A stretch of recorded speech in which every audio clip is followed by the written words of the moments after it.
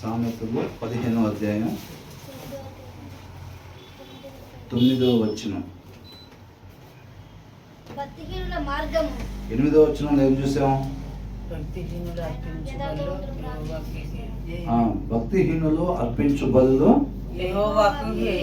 యెహోవాకు హేయములు అన్నమాట. బలులు అని అంటే దేవునికి మనం సమర్పించేవి, అవునా?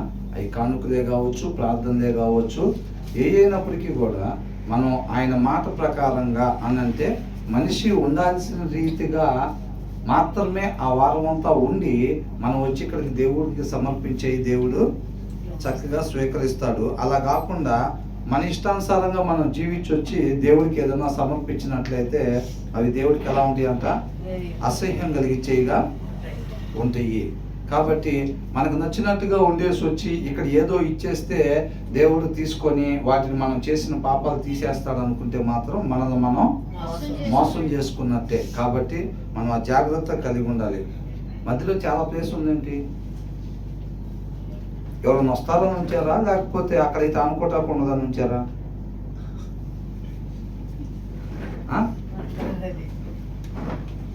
అంటే వచ్చే వాళ్ళ ప్లేస్ సరిపోదనా? మరి అలా అయితే గోడలే ఉంచాల్సింది కదా. వాళ్ళకి వాళ్ళు సోమరులుగా ఉంటూ మాకు ఇష్టం లేదని ఆ ప్లేస్లోకి మీరు వెళ్ళిపోయారా?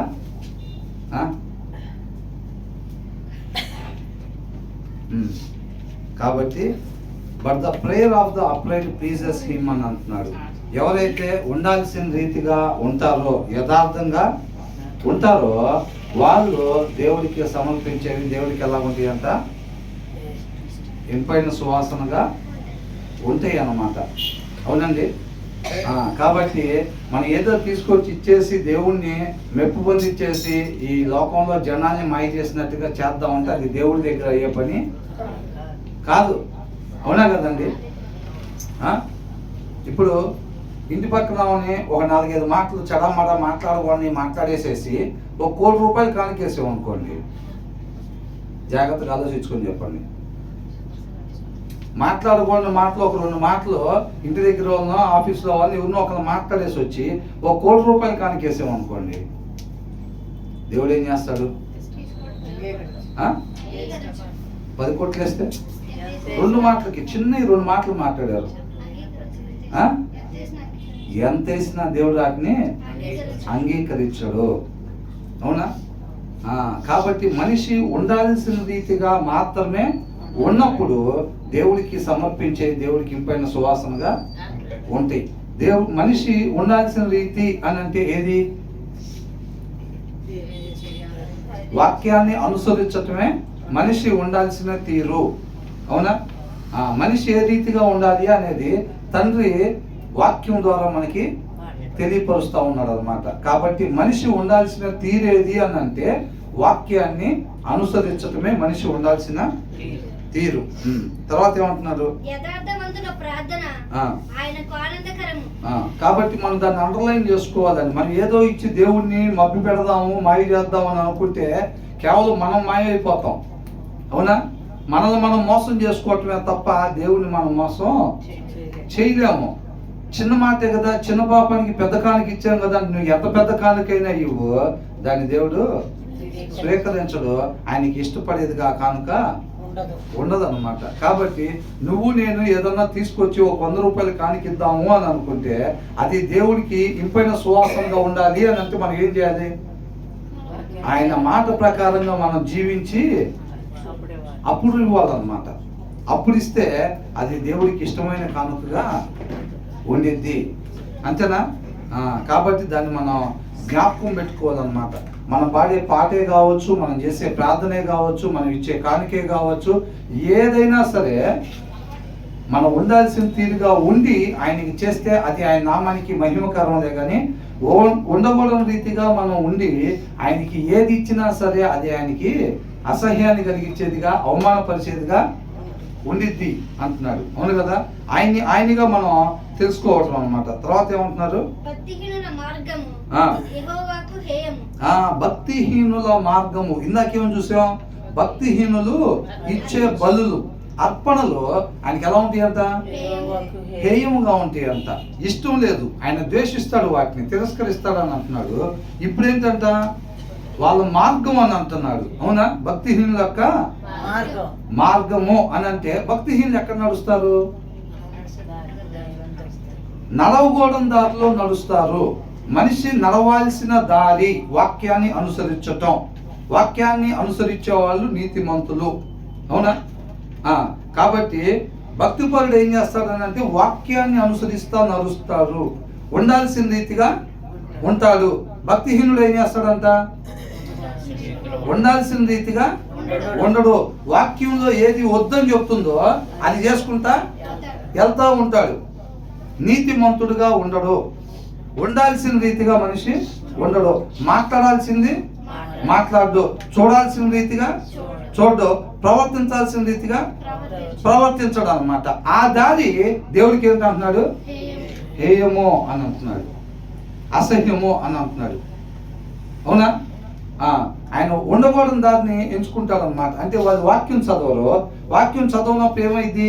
దాంట్లో ఎలా ఉండాలి, ఎలా ఉండకూడదో దాంట్లో తెలియజేయబడింది. ఆ వివేకం మనకు కలిగింది వాక్యం చదివినప్పుడు.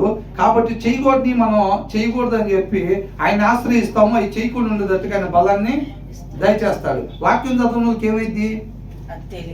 తెలియదు. కాబట్టి వాళ్ళకి అనిపించినవి చేసుకుంటా దారి దిగిపోయి వెళ్ళకూడదు మార్గంలో వెళ్ళిపోతూ ఉంటారు. ఆ మార్గం ఆయనకి ఏంటంట? నచ్చదంట. అంటే ఆ దినాన పండు తినొద్దంటే ఏం చేశారు? తిన్నారు.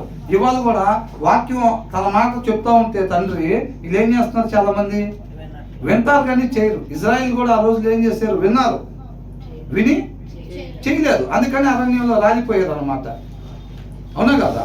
కాబట్టి మనం కేవలం వినేవాళ్ళు ఆయన దృష్టికి నీతిమంతులు కాదు, కానీ దాన్ని అనుసరించే వాళ్ళు ఎంతమంది అయితే ఉంటారో ఆయన వాళ్ళందరూ కూడా దేవుని దృష్టికి ఏంటంట? నీతిమంతులుగా ఉంటారు అని అంటున్నాడు. ఆ తర్వాత ఏమంటున్నాడు? నీతిని అనుసరించే వాళ్ళని ఏం చేస్తాడంట? దేవుడు ప్రేమిస్తాడు అని అంటున్నాడు. దేవుడు మనం ప్రేమించాడంటే మనం ఎలా ఉండాలి? మనం ఎలా పడితే అలా ఉండి మనం ఏం చేస్తామంటే దేవుడు మమ్మల్ని ప్రేమించేటట్టుగా ఉండాలి. దేవుడు నన్ను ప్రేమించాలి, నా కుమారుని ప్రేమించాలి, నా భార్యని ప్రేమించాలి, నా తల్లిదండ్రులను ప్రేమించాలి, నా అత్తమామని ప్రేమించాలని ఆశపడతా ఉంటాం. అవునా? దేవుడు మమ్మల్ని ప్రేమించాలంటే మనకు ఒక అర్హత ఉండాలంట. ఏంటంటే అర్హత? నీతిని అనుసరించాలి. నీతిని మాత్రమే నేను మనిషి నడవాల్సిన దారిలో మాత్రమే నేను నడిచేవాడిగా ఉండాలి అనే ఒక ఆశ. అర్థమవుతుందండి? అనిపించిన దాంట్లో నడవటం కాదు, ఏది అనిపిస్తే అది చేయటం కాదండి. ఒక మనిషి ఏ రీతిగా మాత్రమే ఉండాలని దేవుడు చెప్తా ఉన్నాడో ఆ రీతిగా మాత్రమే నేను ఉండాలనేది ఒక భయము భక్తి మనలో ఉండాలన్నమాట. అలాంటి వాళ్ళని దేవుడు ప్రేమిస్తాను అంటున్నాడు. అర్థమవుతుందండి? The Lord detest the way of the wicked అని అంటున్నాడు. భక్తిహీనుల మార్గం అంటే యెహోవాకి హేయము. నువ్వు నేను చర్చికి వచ్చినా, నువ్వు నేను క్రైస్తవులకు ఉన్నా సరే, మాట్లాడకూడని మాట మాట్లాడేటప్పుడు దేవుడికి ఏమైందంట? హేయము, అసహ్యం పుట్టిద్ది అనమాట. దాన్ని ద్వేషిస్తున్నాడు దేవుడు. చూడకూడని రీతిగా మనం చూసినట్లయితే దాన్ని ఏం చేస్తున్నాడు? మనం ఎవరైనా కానీ బాప్టిస్ట్ తీసుకుని ఎన్ని సంవత్సరాలు ఉన్నాయి కాక. అర్థమవుతుందండి? మనం ఒక చెప్పేవారు ఉన్నామా, నడిపించేవారు ఉన్నామా, పాడేవారు ఉన్నామా, ప్రార్థన చేసేవారు ఉన్నామా, ఎవరైనా కానీ నువ్వు వాక్యం నువ్వు వద్దన్నది కానీ నువ్వు నేను చేసినట్లయితే కనుక దేవుడికి ఏం కలిగించిద్దంట? అసహ్యం కలిగించిద్దంట. ఆయన మనల్ని ప్రేమించాలంటే మనం ఎలా ఉండాలంట? But he loves those who perceive righteousness. వెంటాడాలంట నీతిని. నీతి అంటే ఏంటి? మనిషి ఉండాల్సిన రీతి. మనిషి ఉండాల్సిన రీతి అంటే వాక్యాన్ని అనుసరించుట. దాన్ని వెంటాడాలన్నమాట, ఇష్టపడాలి. అది మాత్రమే చెయ్యాలి. నేను పొరపాటున కూడా తండ్రి చెప్పింది, తండ్రి వద్దు అని చెప్పింది నేను చెయ్యకూడదు, పొరపాటును కూడా చెయ్యకూడదని ఆ భయము వణుకు మనలో ఉండాలి. దేవుడు ఏ రీతిగా మాత్రమే ఉండమని చెప్తున్నాడో ఆ రీతిగా మాత్రమే నేను ఉండాలని ఎవరైతే ఆ భయము వణుకు కలిగి ఉంటారో వాళ్ళంటే దేవుడు అంటే ఏం చేస్తాడంట? ఇష్టపడతాడు, ప్రేమిస్తాడంట. But he loves those who perceive righteousness అని అంట.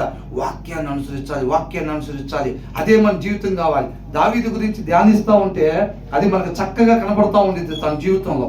అవునా? దావీదుకున్న భయం ఏంటి? డబ్బులు సంపాదించుకోలేనా? లేదా ఈ దినాల్లో ఉన్న రాజకీయ నాయకులకు ఉన్నట్టుగా నా రాజు ఎప్పుడు పోయిద్దో, రాజరకం నా పదవి ఎప్పుడు పోయిద్దా అని అదే భయం? ఆరోగ్యం గురించి దిగులా? దేని గురించి భయం? ఎక్కడ పొరపాటును కూడా నా సృష్టికర్త వద్దన్నది నేను ఎప్పుడు కూడా చేయకూడదు. అది వాళ్ళ ఒంట్లో నడినెత్తి దగ్గర నుంచి అరికాలం అంటారు చూసారా, అట్లాగా అనుక్షణం వాళ్ళ జీవితంలో ఆ భయము వణుకు మనకి స్పష్టంగా కనపడతా ఉందన్నమాట. ఆ దినాన జరిగిన పొరపాటు, అవునా, ఆయన వద్దు పండు తినద్దు అని చెప్తే ఆ దినాన జరిగిన పొరపాటు ఇక మీదట ఎప్పుడు కూడా జరగకూడదు. మనల్ని మనం పూర్తిగా ఉపేక్షించుకొని నా అనేది అసలు ఏమీ లేకుండా, అవునా, యేసయ్య ఏమంటున్నాడు? నా ఇష్టాన్ని నెరవేర్చుకోవడానికి నేను రాలేదు, నన్ను పంపించిన తండ్రి చిత్తాన్నే నేను నెరవేర్చాను. ఆయన చిత్తం నా చిత్తం అంటున్నాడా? ఒక గంట అయింది, ఒక గంట నాది, 24 గంటలు 12 గంటలు అయింది, 12 గంటలు నాది అన్నాడా? గంటకి ఇప్పుడు రోజుకి 24 గంటలు అయితే 24 గంటలు తండ్రి చిత్తమే. అంటే అప్పుడు యేసయ్యను ఏం చేసుకున్నారు? జీరో ఉపేక్షించుకున్నారు, తనను తాను ఉపేక్షించుకొని. అవునా, ఇందాక ఒక పాట పాడాం కదా, ఏంటంట? సిలువను ఎత్తుకొని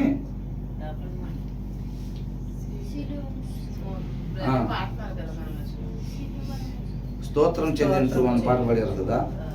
సిలువను ఎత్తుకొని అంటే ఎక్కడికి వెళ్తాం? సిలువను ఎత్తుకొని సినిమాక ఎక్కడికి వెళ్తారు? సిలువను ఎత్తుకొని వెళ్ళేది ఎవరు? మరణానికి సిద్ధపాటు అయ్యి ఉండి అక్కడికి వెళ్ళిన తర్వాత సిలువు తీసుకుని వెళ్ళి ఆయన ఏం చేస్తారు? సిలువ వేస్తారు. అవునా, మనం సిలువను ఎత్తుకొని వెళ్తాం అంటే మనల్ని మనం ఉపేక్షించుకొని ఆయన వెంబడిస్తే ఉపయోగం ఉంది. సువార్తనే చేపట్టి మనం ఏం చేస్తాం? మనోళ్ళు దాన్ని ఏం చేస్తారు అంటే చెక్క సిలువ పట్టుకొని, సిలువను ఎత్తుకొని అని అంటే ఒక చెక్క సిలువను పట్టుకొని సువార్తను బైబిల్ ఒక చేతితో పట్టుకొని చక్కగా నడుచుకుంటూ పోతూ ఉంటారు. అదేనా? మనల్ని జీరో చేసుకోవాలి పూర్తిగా. అవునా, మనం అనేది నా అనేది ఉండకూడదు. అది ఉంటే మళ్ళీ ఫస్ట్ వచ్చిన నష్టం. ఆయన ఇష్టం ఏంటి? మీకు మేలు కలగాలంటే మీరు తినకుండా ఉంటే మంచిదని అన్నాడు. వీళ్ళు ఏం చేశారు? నీ అనేది కాకుండా వీళ్ళు నా అనేది కూడా పెట్టుకున్నారు. అక్కడ నా అనేది పెట్టుకున్నారు, అదే వాళ్ళకి మరణాన్ని తెచ్చింది. వాక్యంలో వద్దు అన్నది ఏదైతే మనం దాస్తామో అదే మనం రేపు కూడా నరకానికి తీసుకెళ్ళేది. అర్థమవుతుందండి? కాబట్టి ఆయన మాట యేసయ్య వాక్యమే దేవుడై ఉన్నాడు, నేనే మార్గం అంటున్నాడు. మీరు పోగొట్టుకున్న జీవానికి ఒక మనిషి ఉండాల్సిన ప్రదేశం తండ్రితో పాటు యుగ యుగాలు. అంతే తప్ప మీరు పాపం చేసి తండ్రికి దూరంగా కాదు మనిషి ఉండాల్సింది, తండ్రితో పాటు ఉండాలి. కాబట్టి నేను మిమ్మల్ని తండ్రితో సమాధానపరచడానికి నేను వచ్చాను. నా యందు నమ్మిక ఉంచి విశ్వాసం ఉంచినట్టయితే, అవునా, నేను చెప్పినట్టుగా మీరు వచ్చినట్లయితే నేను ఏ రీతిగా మరణాన్ని జయించి జీవంలోకి దాటి ఉన్నానో మీరు కూడా అదే రీతిగా దాటుతారన్నమాట. అవునా కదా? ఆ భయము వణుకు ఉండాలి. ఎప్పుడన్నా ఒకసారి మంచి మాటలు మాట్లాడుతాం, మిగతా టైం అంటే ఎట్టబడి తట్టుంటాం, వారానికి 3 రోజులు బాగుంటాం, 3 రోజులు లోక సంబంధంగా ఉంటాం. అలా కాదు. అవునా కదండి? కాబట్టి మనం ఏం చేయాలంట? ఆ పొరపాటు ఎప్పుడు కూడా జరగకూడదు. ఇక్కడ చక్కగా రాశారు.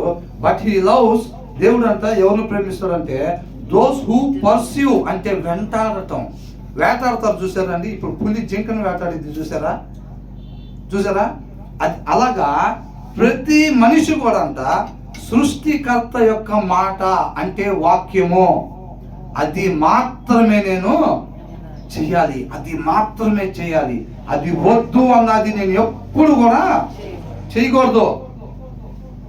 ఆ భయము వణుకు మన ఎవరిలో అయితే ఉండిద్దో వాళ్ళనంత దేవుడు ప్రేమిస్తాడు. నీ పిల్లోని దేవుడు ప్రేమించాలంటే వాళ్ళ జీవితంలో అది వాళ్ళ జీవిత విధానంగా అలవాటు చేయాలి. నువ్వు హార్లిక్స్లు, బూస్ట్లు, సెర్లాక్లు, ఓట్స్ పెట్టి అవకాశాలు పెట్టి పెంచడం కాదు.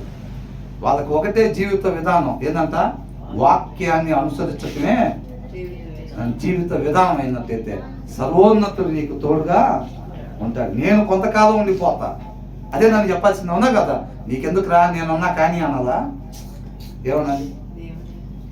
నేను కొంతకాలం ఉండిపోతాను, సర్వోన్నతుడు నీకు ఎల్లవేళలా తోడుగా ఉంటాడు. నువ్వు ఎలాగున్నా ఆయన తోడుగా ఉండడు. నువ్వు ఉండాల్సిన రీతిగా మాత్రమే ఉండాలనే ఆశ కలిగి ఆయన ఆశ్రయించినట్లయితే ఆయన నీకు నాకు తోడుగా ఉంటాడు అంతే. ఆ ఇష్టం, ఆ ఆశ ఉండాలి. ఇప్పుడు మన సౌండ్ బాక్స్లో నుంచి వినపడుతుంది చూసారా, రీసౌండ్ లాగా వినపడుతుంది చూసారా. మన లోపల మన హృదయం దగ్గర ఇట్లాగా గుండెల దగ్గర ఇట్లా పెట్టుకొని ఉంటే వాక్యాన్ని అనుసరించాలి. అవునా? అదే అదే అదే అదే వినపడుతూ ఉండాలన్నమాట. ఆ తపనే లోపల ఉండాలి. అప్పుడు దేవుడు వాళ్ళని ప్రేమించేవాడు ఉంటాడు. మాట్లాడకుండా మాట ఒక్కట మాట్లాడినా సరే దేవుడు మనల్ని ద్వేషిస్తాడు అన్నమాట. అంటే అసహ్యం పుట్టింది దానికి. అట్లా పొరపాటును కూడా అట్లా జరగకుండా మనం జాగ్రత్త పడాలి. కాబట్టి మన కుటుంబాన్ని దేవుడు ప్రేమించాలి అన్నా, మన ఫెలోషిప్ మెంబర్స్ని దేవుడు ప్రేమించాలన్నా, మన కాలనీ వాసుల్ని దేవుడు ప్రేమించాలన్నా ఏం చేయాలి? మంచిని మాత్రమే వాక్యంలో చెప్పినట్టుగానే, అవునా, హృదయపూర్వకంగా మన సహోదరుని ప్రేమించేవారుగా ఉండాలి. లోపల ఇష్టంగా బయటికి వాక్యమైన దేవుడు చెప్పాడుగా, అందుకనే దిక్కులేక ప్రేమిస్తారా నిన్ను. లేకపోతే నీతో ఎవరే మాట్లాడేది? నీతో ఎవరయ్యా మాట్లాడేది? అసలు ఏదో వాక్యమైన దేవుడు చెప్పాడు కాబట్టి మాకు తప్పదు, మేము క్రైస్తవులుగా మిమ్మల్ని ప్రేమించాల్సిందే. అలాగా ఆయన ఏం చూస్తాడు? పెద్దల నుంచి పలికేది చూస్తాడా? హృదయ అంతరంగంలో చూస్తాడా? హృదయ అంతరంగంలోది చూస్తాడు. అవునా కదా?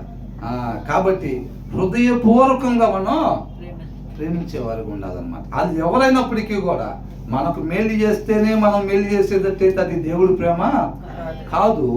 వాళ్ళు మనకి కీడు చేసినా సరే మనం మేలు మాత్రమే చేయాలి. అవతల వాళ్ళు ఏం చేశారు మనకి, వాళ్ళు ఎలా ప్రేమించాలని మనం చూస్తే అది దేవుడి ప్రేమ కానీ కాదు. అది ఎవరైనప్పటికీ ఆయన కృపను బట్టి మనం ఎక్కడికి నడిపించినా సరే మనం ఏంటంట వాక్యానుసారమైన ప్రేమ మాత్రమే మనకు కనపరిచేవారుగా ఉండాలి. తర్వాత ఏమంటున్నారు? మార్గం విడవటం అంటే ఏంటి? అసలు మార్గం అంటే ఏంటి? ఉండాల్సిన తీరు, వాక్యాన్ని అనుసరించటం. ఒక మనిషి ఉండాల్సిన రీతి ఏంటి? వాక్యాన్ని అనుసరించటం. దాన్ని మార్గం అని అంటున్నాడు. ఆ మార్గం ఎక్కడికి తీసుకెళ్ళిద్దంట? నిత్యము జీవించేటట్టుగా, మనం పోగొట్టుకున్న జీవం నిత్యం ఉండే దగ్గరికి అది తీసుకెళ్ళిద్ది, వాక్యాన్ని అనుసరించటం అనేది. అవునా? ఆ మార్గాన్ని ఎవరైతే విడిచిపెడతారో, ఆ మార్గం విడిచిపెట్టడం అంటే ఏంటి?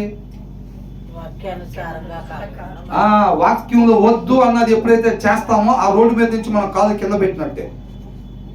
అవునా?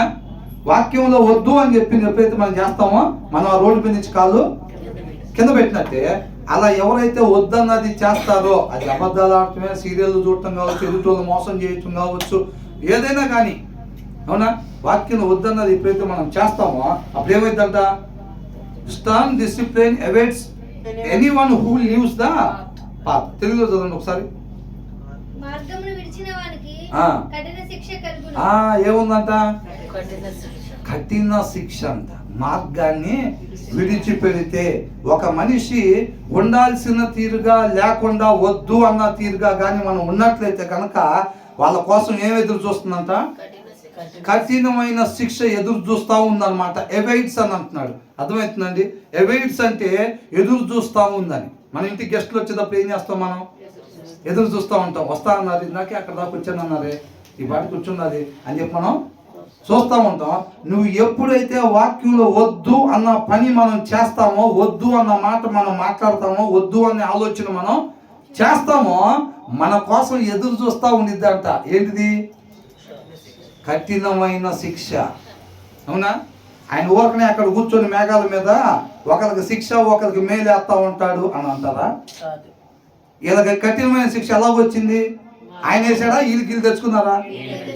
వీళ్ళు తెచ్చుకున్నారు. వద్దన్న పని మనిషి ఉండకూడని తీరేదో కూడా వాక్యం చక్కగా రాసి పెట్టుంది.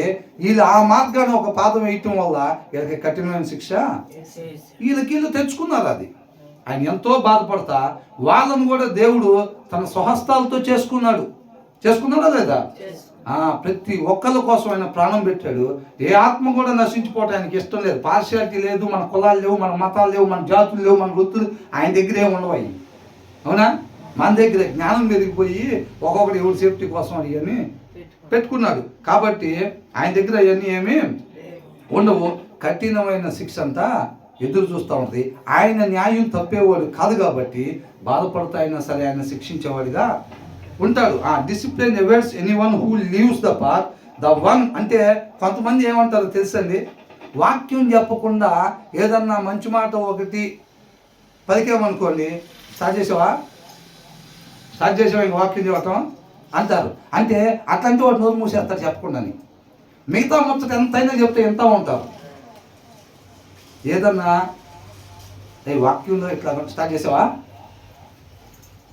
నీకు అలవాటే ఇంకది అని అంటారు. అట్లా అంటే వాడు ఆపేస్తారు చెప్పటం అని. వాడు ఆపేయటం వీళ్ళకి కావాలి. అవునా? అది జీవవృక్షం లాంటిదని వాళ్ళకి తెలీదు. జీవవృక్షం లాంటిదని వాళ్ళకి తెలియదు. కాబట్టి వాళ్ళు ఏమంటారు అంటే బెదిరిస్తున్నారా? అంతేగా. చాలాసార్లు ఈ మధ్యకాలంలో విన్న మాట ఏంటంటే ఈ పాస్టర్లు మొత్తం ఇంతే బెదిరిస్తారు. అదేమనంటే రాకపోతే నీకుందే, ఏంటంట చదవకపోతే నీకుందే రేపు రోజు గట్టిగా రాకపోతే చర్చికి రాకపోతే నీకు గట్టిగా ఉందే నీకు మాత్రం. అది బెదిరిస్తారండి. బెదిరించి క్రీస్తు దగ్గరికి తీసుకురావాలని చూస్తారు. ఎగ్జామ్లో చదవకపోతే ఫెయిల్ అవుతావని చెప్పడం బెదిరియటమా? అది జరిగేది చెబుతున్నారు వాళ్ళు. అవునా కదా? ఎగ్జామ్లో అది చదువురా నాన్న, చదవకపోతే ఫెయిల్ అవుతావురా ఎగ్జామ్లో అంటే బెదిరిస్తున్నావా ఏంటి? అది బెదిరింపా? జరిగేది అది. చదవకపోతే ఏమవుతారు? ఫెయిల్ అవుతారు. కాబట్టి అలా జరగకుండా చదువురా నాన్న అని అంటున్నారు. అవునా కదా? వీళ్ళు మార్గం విడిచిపెడితే వీళ్ళ కోసం ఏం రెడీగా ఉంటుందంట? కఠిన శిక్ష. అది మోషేకైనా సరే నువ్వు వెళ్ళటానికి వీళ్ళేది లోపలికి అన్నాడు. వాళ్ళని తీసుకెళ్తాకే నేను ఎన్నుకున్నా, నేను కరెక్టే అది. అవునా? నువ్వు నా మీద తిరుగుబాటు చేసావు అంటే మార్గం విడిచి పక్కన అడుగు పెట్టావు. నేనేదైతే అనుకుంటున్నానో వాళ్ళని అక్కడికి తీసుకెళ్ళాలి, ఆ కార్యం జరిగింది. కానీ నువ్వు నీ ద్వారా జరుగుతాయి, నీ ద్వారా జరగవు. దావీదు కూడా ఏం చేశాడు? ఉండవల్లి రీతిగా ఉన్నాడు. శిక్ష తప్పలేదు, పారిపోవాల్సి వచ్చింది. చెప్పులు కూడా లేకుండా తీసి తల మీద పెట్టి ఏడ్చుకుంటూ కొండ ఎక్కడా లేదా? దావీదు అంటే ఎలా ఉంటాడు అసలు? అవునా? సర్పంచ్ని కలవాలని అంటే వెయిటింగ్లో ఉండాలి వాళ్ళ ఇంటి ముందు. ఆయన 8 వెళ్ళి బయటకు వెళ్ళిపోతాడు సర్పంచ్ గారు. కాబట్టి 8 లోపలే పోయి కలవాలని అంటే వాళ్ళ ఇంటి దగ్గర కూర్చొని ఉంటా ఉంటారు. అవునా కదా? అలాంటి రాజు 12 గోత్రాల మీద రాజు ఎలా వెళ్ళాడంట? చెప్పులు తీసుకొని తల మీద పెట్టుకొని ఏడ్చుకుంటా కొండ ఎక్కాడు. అవునా కదా? ఎందుకు వచ్చింది ఆ పరిస్థితి? అడుగు తీసి ఎల్లబోడిన మార్గం వైపు అడుగు వేశాడంతే. అది హృదయానుసారుడైనా, ఇంటి మొత్తంలో నమ్మకస్తుడైనా, పాస్టర్ గారైనా, వర్షిప్ నడిపించే వాళ్ళైనా, క్రైస్తవులైనా, బాప్తిసం తీసుకొని 5 సంవత్సరాలు అయినా సరే ఎవరైనా అడుగు పక్కన పెడితే, నువ్వు దావీదే కావచ్చు, లేదా వృద్ధాప్యం వరకు కూడా నా మాట ప్రకారంగా నడుచుకున్న దావీదు కుమారుడే. అవునా కదా? దావీదు నడుచుకున్నాడా లేదా? వృద్ధాప్యం దాకా. తర్వాత సరి చేసుకున్నాడు. తర్వాత దేవునితో పాటుగా నడిచాడు. తర్వాత కుమారుడితో ఫస్ట్ మాట ఏమని చెప్తున్నాడు? మీ నాన్నలాగా నా మాట ప్రకారంగా నువ్వు ఉన్నట్టయితే గనక మీ నాన్నకు తోడుకున్నట్టుగా నేను నీకు కూడా అంతే తప్ప పలానా వాళ్ళ అబ్బాయి అని చెప్పి నువ్వు ఎట్టబడితే అట్టు ఉన్నంత వరకు నేను నీకు తోడుగా ఉన్నాను. అది నేను అని అంటున్నాడు సొలొమోనుతో. అవునా? పలానా వాళ్ళ అబ్బాయి కదా కాబట్టి ఆ రిజర్వేషన్ కోటలో నేను ఎట్టున్నా తోడుకుంటానంటే ఉండను. ఆజ్ఞలు కట్టడలు అది అప్పట్లో మనిషి ఉండాల్సిన తీరు. ఆ తీరులో నువ్వు ఉన్నట్టయితే గనక నేను నీకు తోడుగా ఉంటానంతే అంటున్నాడు. అవునా కదా? అది ఎవరైనా సరే అంతేలే. కానీ అదేం బెదిరించటం కాదు. ఇప్పుడు అక్కడ ఏదన్నా ఉందండి, నూనె పడిపోయింది, అక్కడ ఎవరున్నారు పోతున్నారు అనుకోండి, అది బాగుందని చెప్పటం ఏంది? బెదిరిటమా?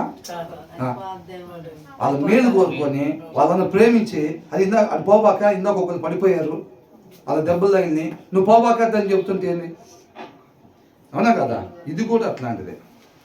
నువ్వు వెళ్ళకూడని రీతిగా నువ్వు వెళ్ళినట్టయితే, ఉండకూడని రీతిగా నువ్వు ఉన్నట్టయితే, మాట్లాడినట్టయితే, ప్రవర్తించినట్లయితే కనుక నీ కోసం కఠిన శిక్ష ఉండిద్ది. అదేం బెదిరింపు కాదండి, అది వాళ్ళని ప్రేమించి చెప్పేది అన్నమాట. చాలామందికి తెలియదు. చాలామందికి తెలియక వాళ్ళు ఏమనుకుంటారు? బెదిరిస్తారంతే అండి. వీళ్ళు ఏం చేస్తారంట? బెదిరిస్తారంట. బెదిరించి వీళ్ళు భయపెట్టి దేవుడి దగ్గరికి తీసుకుందామని చూస్తారండి వీళ్ళు అని అనుకుంటారు. వాళ్ళ అపార్థం. జీవవృక్షం అని తెలియదు. సముద్రం ఒడ్డున ముత్యం దొరికినా తెలియపోతే ఏం చేస్తారు? అప్పుడు దాకా ఇసిరేసిన గులకరాలు ఇసిరినట్టు దాన్ని కూడా ఇసురుతారు అంతే. అవునా కదా? అది జీవవృక్షం అంట. కాబట్టి ఆ హెచ్చరిక, ఆ మందలింపుని వివేకం కలిగిన వాళ్ళు రిసీవ్ చేసుకోవాల్సిన రీతిగా రిసీవ్ చేసుకుంటారు. వివేకం లేదనుకోండి, వాక్యం చదవకపోతే ఏది తప్పు ఏది ఒప్పో తెలీదు. ఆ జ్ఞానం ఉండదు. ఆ జ్ఞానం లేకపోతే ఎవరైనా చెప్పినప్పుడు ఏం చేస్తారు? అపార్థం చేసుకుంటారు అనమాట. The one who hates correction. చాలా మందికి ఏంటంటే మనం ఎప్పుడు అనుకునేదే ఏంటంట, అంత పొగడతలే ఉండాలి. భలే పడతావక్క, భలే ప్రార్థన చేస్తావక్క, భలే నడుస్తావక్క, భలే కూర్చుంటావక్క. అన్న ఏం మాట్లాడతావన్నా నువ్వు అసలు మతిపోయిద్ది. ఇవే ఉండాలి తప్ప ఏం మాట్లాడినా ఇవి అనకూడదు. అంటే అయిపోయినట్టే. నీ పక్కన కూర్చుంటే నన్ను అడుగు. నీ పక్కన కూర్చోవటం అనేది జరగదు ఇక, అంతే. నా మాటనే నువ్వు ఇది చేస్తావా? ఎవరన్నా చెప్పని కాక దాంట్లో ఏది వాక్యానుసారమో చూసుకొని, మన శత్రువులు ఉంటారా? మనం ప్రేమించిన ద్వేషించే వాళ్ళు ఉంటారు. వాళ్ళు చెప్పినా సరే వాక్యానుసారంగా ఉన్నట్లయితే కనుక దాన్ని మనం కరెక్షన్ చేసుకోవటానికి ఇష్టపడాలి. కరెక్షన్ చేసుకోవటం అనేది నిత్య జీవానికి నడిపించే ఒక గొప్ప లక్షణం అన్నమాట. అర్థమవుతుందండి? కరెక్షన్ చేసుకోవడం. తండ్రి మాట చెప్తా ఉన్నాడు. ఒక మనిషి ఉండాల్సిన తీరు గురించి సృష్టికర్త చెప్తా ఉన్నాడు అనమాట. అవునా కదా? చెప్పినప్పుడు మనం ఏం చేయాలి? ఎక్కడెక్కడైతే ఉండకూడని రీతి ఉంటున్నామో అక్కడ మనం ఏం చేయాలి? సరి చేసుకోకుండా అద్దం దగ్గరికి ఎన్నిసార్లు పోయినా ఉపయోగం ఏమి? 10 సార్లు అద్దం దగ్గరికి వచ్చాడు, కాటు కనుక్కుంటే తుడుచుకోకుండా వచ్చామనుకోండి, ఏమంటారు? అంటారు. ఏం చేస్తాం మరి మనం? అవునా? పిచ్చోడా, అద్దం దగ్గరికి 10 సార్లు పోయో ఏం తుడుచుకుని వచ్చి అద్దంలో కనపడలేదా నీకు? ఇది కనపడింది, అయినా తుడుచుకోకుండా వస్తే ఏం చెప్తారు? వాక్యం వింటూనే ఉంటారు. చేయకూడని ఉండకూడని రీతి ఏదో దాంట్లో తెలియపరుస్తూనే ఉంటారు. అయినా మనం మాత్రం సరి చేసుకోవటానికి అది ఒక్కటే ప్రభువా. సినిమాలు ఒక్కటే, అది కూడా సినిమాల్లో చూడను, టీవీలో. అవునా? ఎప్పుడన్నా ఒకసారి సీరియల్ ప్రభు, రోజుకి ఒకటి. మా ఇంటి వెనకాలం అయితే 6 చూసిద్ది. మా ఇంటి వెనకాలం అయితే 6 చూసిద్ది అంట. ఆకైతే నరకమే, ఎలాకైతేనంట ఒక చెంప దెబ్బ కొట్టి సరే పద లోపలికి అంటారా? నేను ఒకటే కాబట్టి చెంప దెబ్బ కొట్టి లోపల పంపిస్తాను నిత్య జీవంలోకి, ఆమెకైతే ఏమీ లేదు ఇంకా అని ఏమైనా మోసం చేసుకుంటా ఉండిద్ది. అవునా కదా? కాబట్టి 10 ఆజ్ఞల్లో అంట ఒక్కటి చేయకపోయినా కానీ ఇప్పుడు తాగుబోతులు ఉన్నారండి, వాళ్ళకి మిగతా అలవాట్లు ఉండవు. అంటే కొంతమందికి ఉన్నాయి అనుకోండి, 2 ఉంటాయి, 3 ఉంటాయి, 4 ఉంటాయి. కొంతమందికి ఒకటే ఉండిద్ది, వద్దాని అలవాటు ఒకటే ఉండిద్ది. అంత మాత్రం ఒకటే పాపం, మిగతా ఏం చేయడు కాబట్టి నేను పంపిస్తాను రేపు. కొంతమంది ఏం లేదు, పాపం వస్తే ఎవరినో ఒకరిని మరణ చేయటమే. మందు తాగరు, సిగరెట్లు తాగరు, బూతులు తిట్టరు, ఏం లేదు. పాపం వచ్చిందంటే మరణ చేయటమే అనుకోండి. వాళ్ళ పాపం అది ఒకటే. ఎప్పుడన్నా కొద్దిగా పాపం వచ్చినప్పుడు మాత్రం ఎవరినో ఒకరిని చంపుతాడులే కానీ మిగతా టైంలో మంచోడే అంటారా? అలా తీసుకుంటారా నిత్య జీవంలోకి? ఒకటేగా సీరియల్, ఒక సీరియల్కేనా? అవునా? ఆయనగా తెలుసుకోవాలి. ఆయన సొంత కుమారుడై ఉన్న యేసుక్రీస్తు వారు కూడా పాపం ఎప్పుడైతే ఆయన దగ్గరికి మనందరూ పాపాలు ఆయన మీద వేసుకున్నప్పుడు తండ్రి ఏం చేశాడు? చెయ్యి విడిచిపెట్టేశాడు. పాపం ఉండే దగ్గర దేవుడు ఉండడు. ఆ రోజు ఇలా ఆజ్ఞ అతిక్రమణ చేశారు, వద్దు పండు తినద్దని. పండు తింటే కూడా తప్పేనా? పండు తింటే కూడా తప్పేనా? పండు తింటే తప్పేం కాదు. ఆయన వద్దని చెప్పాడుగా, వద్దని చెప్పాడు లేదా? సృష్టి మీద అధికారం ఎవరికి ఉంటుంది? సృష్టికర్తకు ఉండిద్ది అధికారం. అవునా కదా? ఒక ఆయన ఒక దాన్ని సృష్టించుకున్నాడండి, దాని మీద అధికారం ఎవరికి ఉండిద్ది? ఆయనకు ఉండిద్ది.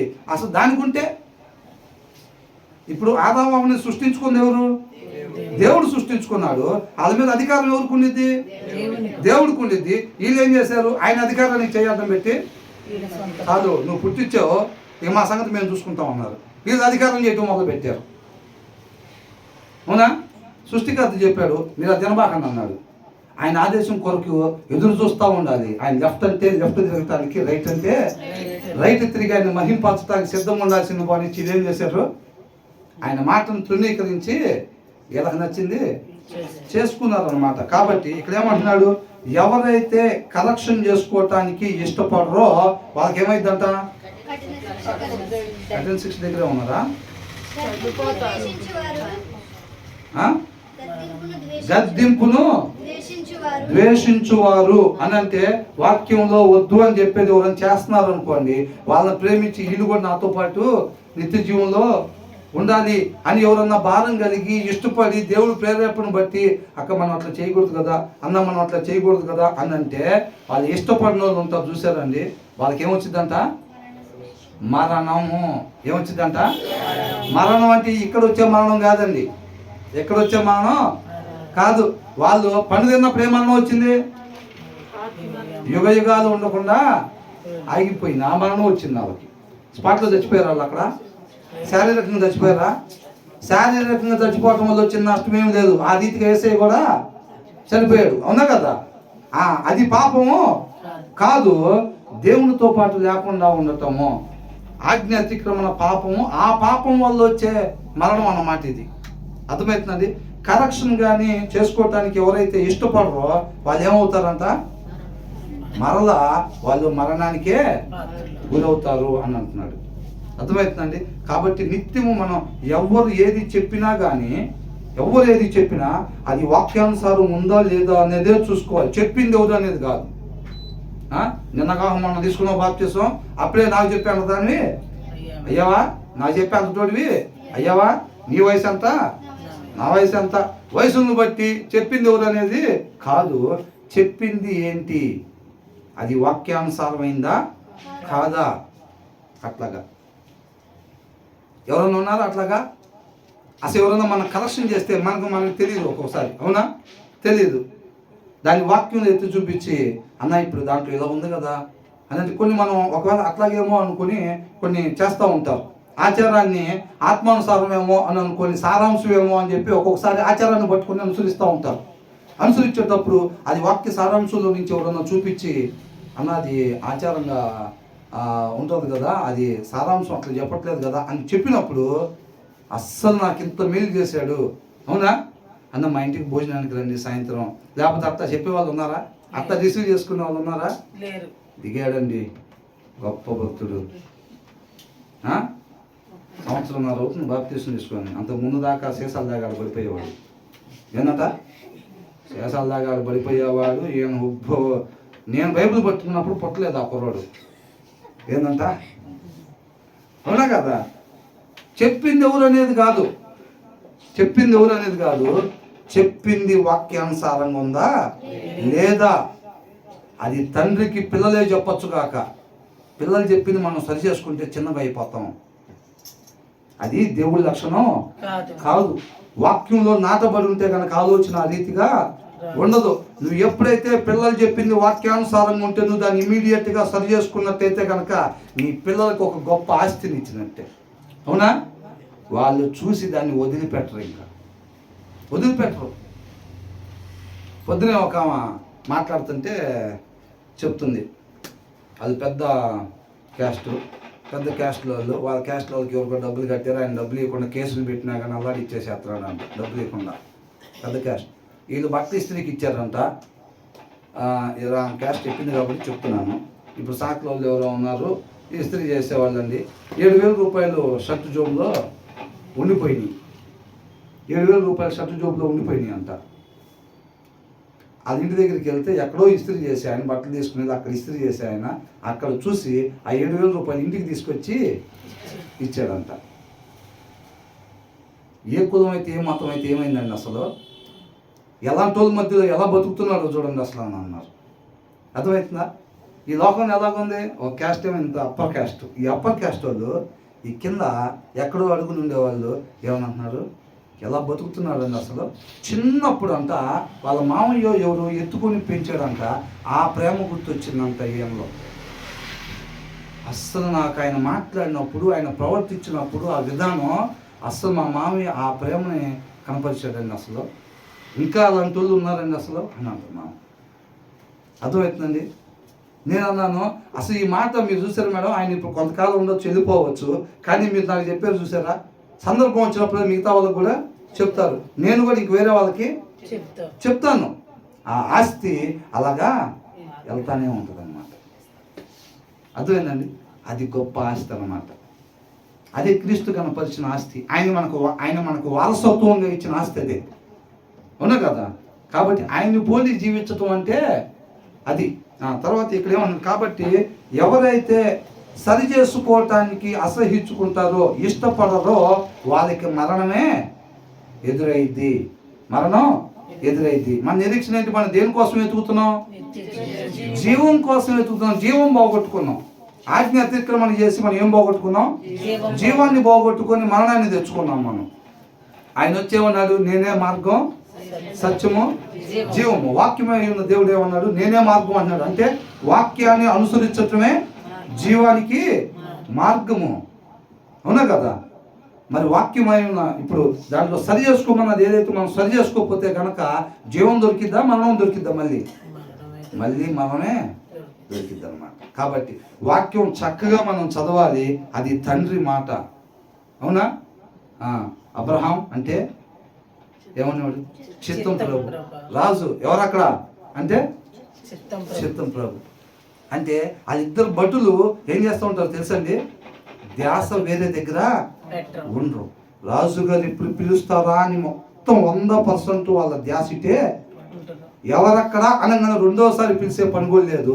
ఇమీడియట్గా రాజాజ్ఞ కోసం వాళ్ళు ఎదురు చూస్తూ ఉంటారు. ఎన్ని మాటలు, 1000 మాటలు మాట్లాడి అక్కడ తీర్పులు తీర్చి అజ్జేసి ఇచ్చేసి ఎవరక్కడ అనగానే టక్మనీళ్ళు అటెండ్ అయిపోతారు. అంటే వాళ్ళ ధ్యాస దీని మీద ఉంటుంది. మన ధ్యాస ఎక్కడ ఉన్నది? మన సృష్టికర్త మాట మీద, అంటే వాక్యం మీద. ఆయన ఏం చెప్తాడో అదే చేసి ఆయన మహింపరచాలి క్రీస్తు వలె, అవునా? యేసుక్రీస్తు వారు ఎట్లా మహింపరిచాడంట తండ్రిని?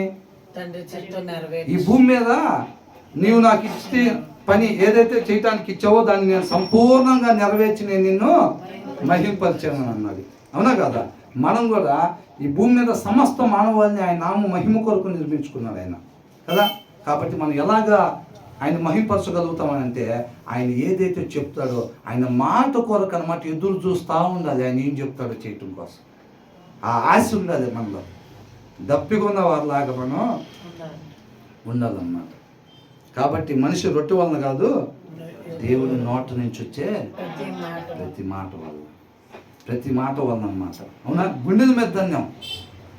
ఆయన నిర్మించుకొని మనల్ని మన మేలు కోసం చెబితే ఏం చేసాం? ఏమొద్దు అని చెప్పేసాం. అయినా సరే ఆయన ఏమనుకున్నాడు?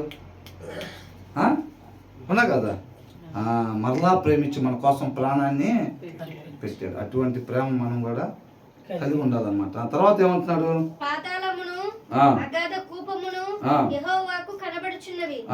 కొంతమంది ఏమనుకుంటారు? మనం అనుకున్నాం కదా, హృదయంలో వాక్యం లేకపోతే ఏమనుకుంటాం? ఎవ్వరు చూడలేదు అనుకుంటాం. దావీదు కోట మీద ఉండి ఏమనుకున్నాడు? ఎవ్వరు చూడలేదు, మన ఇష్టం అనుకున్నాడు, అవునా లేదా? చాలా మంది అదే అనుకుంటారు.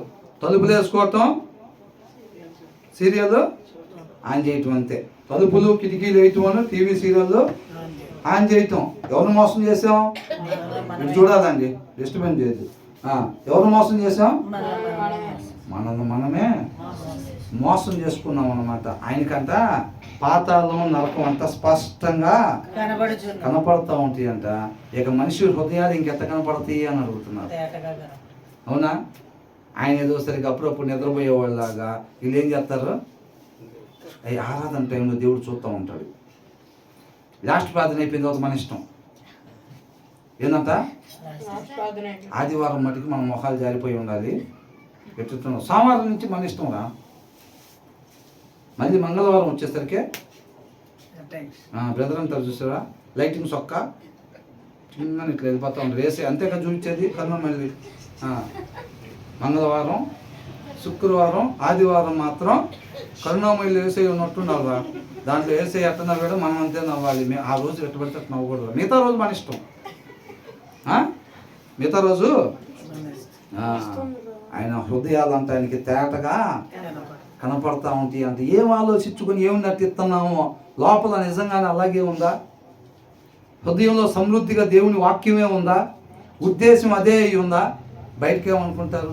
బయటికి మీకు బాగుండాలక్క, మీరు బండి కొనుక్కోవాలి, పాపం చాలా ఇబ్బంది పడదు, అన్నయ్య కూడా చాలా ఇబ్బంది పడుతున్నట్టున్నారుగా, డ్యూటీకి కూడా సైకిల్ మీద వెళ్ళాలంటే చాలా కష్టం. అసలు పిల్లలు కూడా చాలా ఇబ్బంది పడుతుంది. మీరు బండి కొనుక్కోవాలనుకుంటారు. ఈ లోపల ఏముంటుంది, ఇంకొక 5 ఏళ్ళు కూడా అది బండి కొనుక్కోకుండా ఉంటే మనకు హాయిగా ఉంటుంది.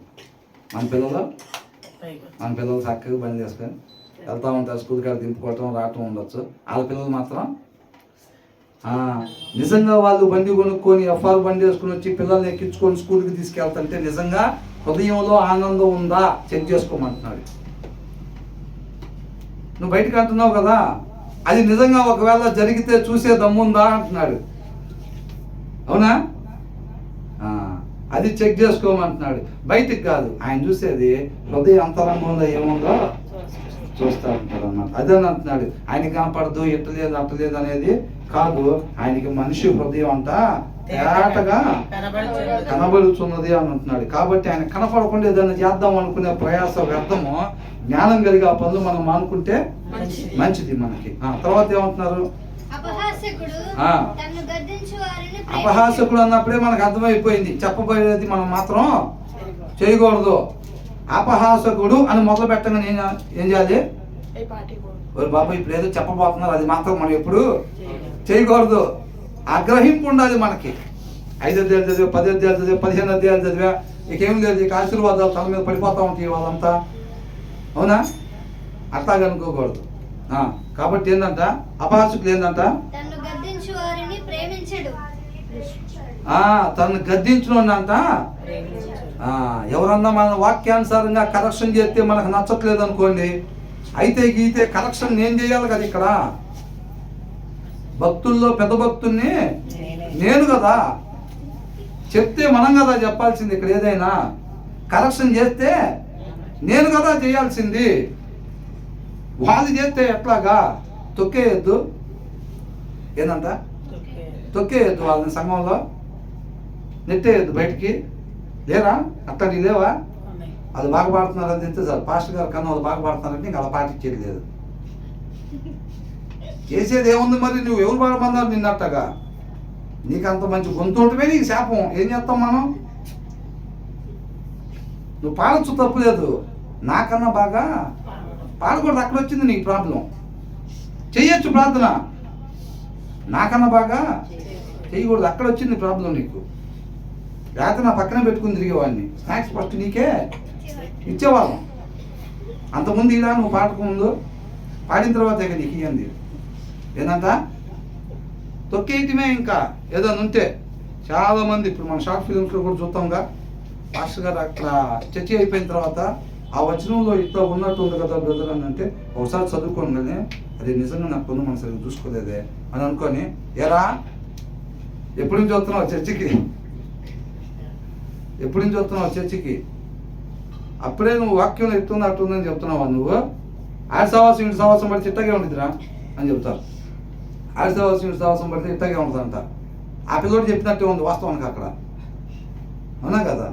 నేను కూడా ఎక్స్పీరియన్స్ అయ్యా ఆ విషయంలో. అక్కడ అట్లాగా ఇట్లాగే అనుకుంటుగా పాస్టర్ గారు ఇట్లా కాదా అని ఇండైరెక్ట్గా, అంటే పాస్టర్ గారు డైరెక్ట్గా అడగలేము కదా ఏదైనా. కాబట్టి పాస్టర్ గారు ఇక్కడ ఇట్లా ఉంది, ఇదేం పాస్టర్ గారు ఇది ఇట్లా కాదా అంటే ఇట్లా కాదా అని అంటే, ఏమండి నేను ఏదైనా చెప్తే మీరు ఊగట్టు ముందుకెళ్ళేటట్టు ఉండాలి, కానీ అట్లాగా అడగకూడదండి అని అన్నారు. అదేంటి అసలు అక్కడ తేడా అయిపోయింది. అసలు అది ఎట్లాగబ్బా, నా తప్పై చెప్పాలి కదా.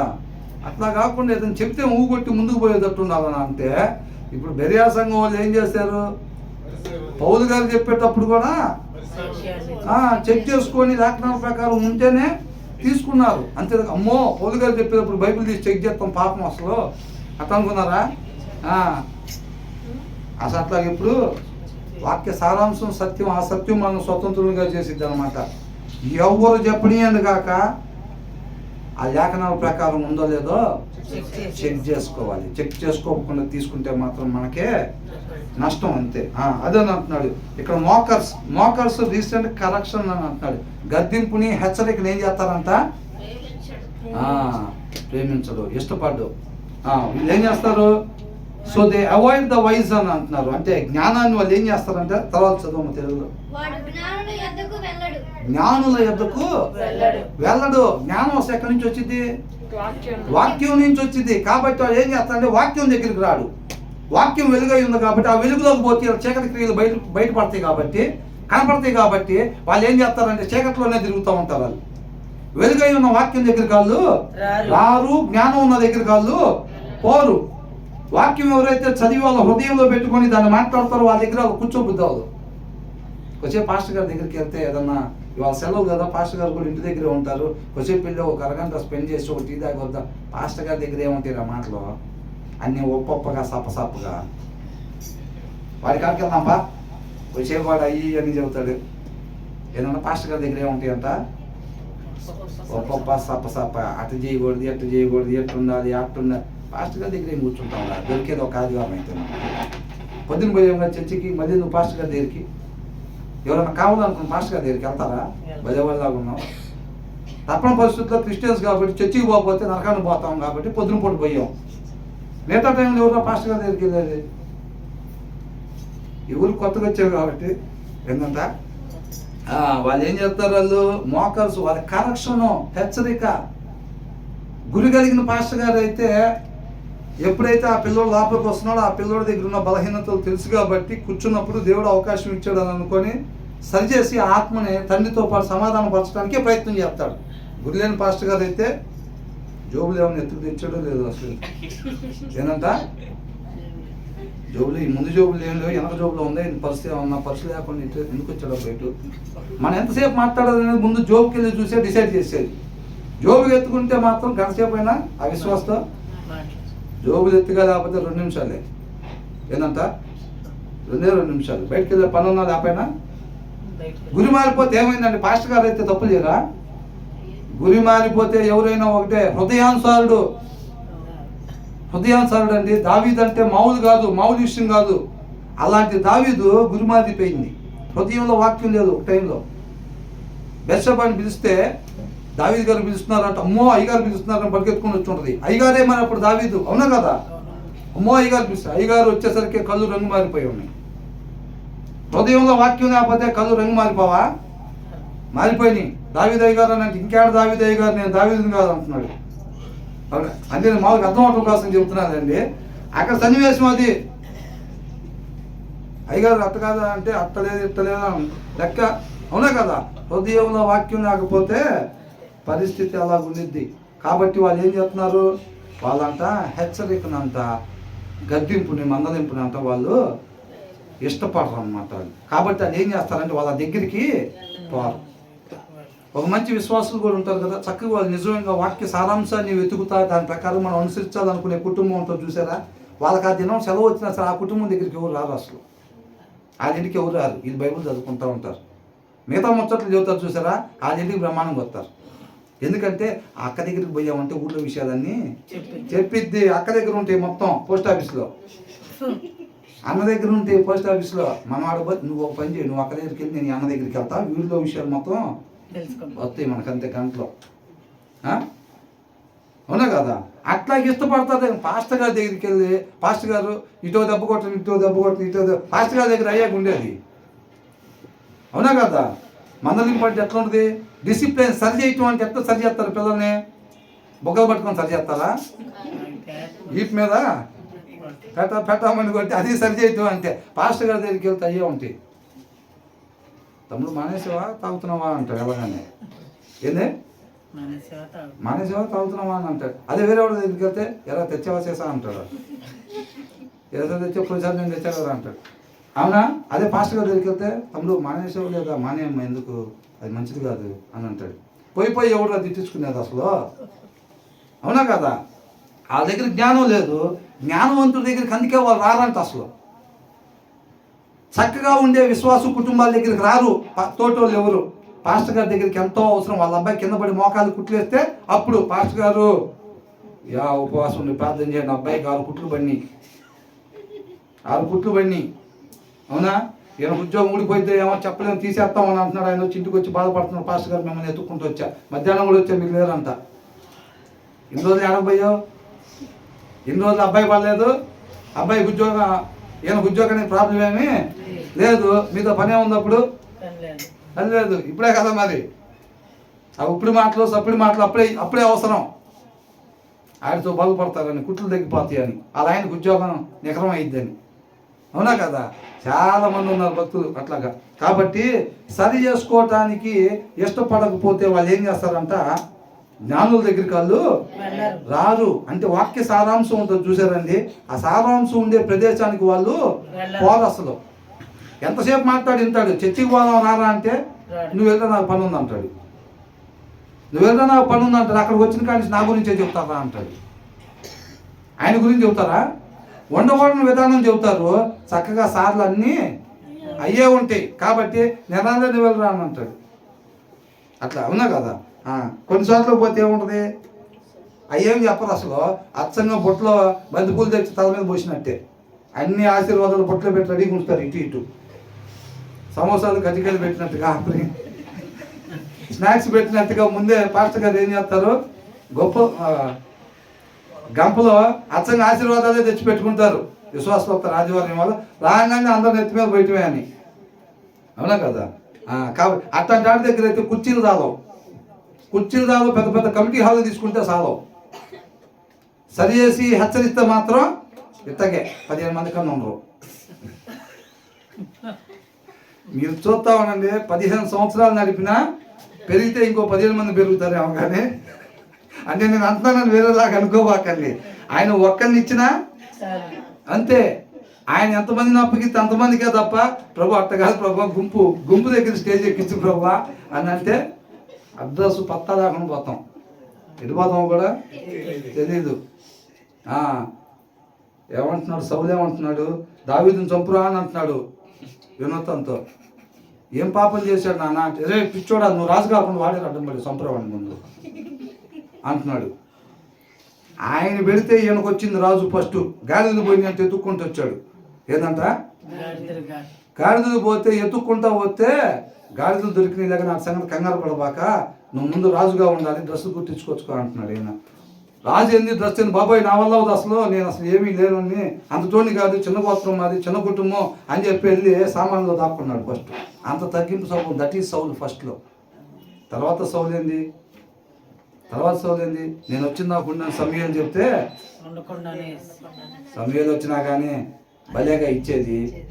కాబట్టి దాని సమయాలు రావాలా, ఇది మనకు రాదా, కొట్టేసి పొలం మీద పెట్టి అగ్గి పొలాలు గీయటం అనుకున్నాడు. అగ్గి పొలాలు గీయటం కాదు, చెప్పిన మాట అంతే. అవునా?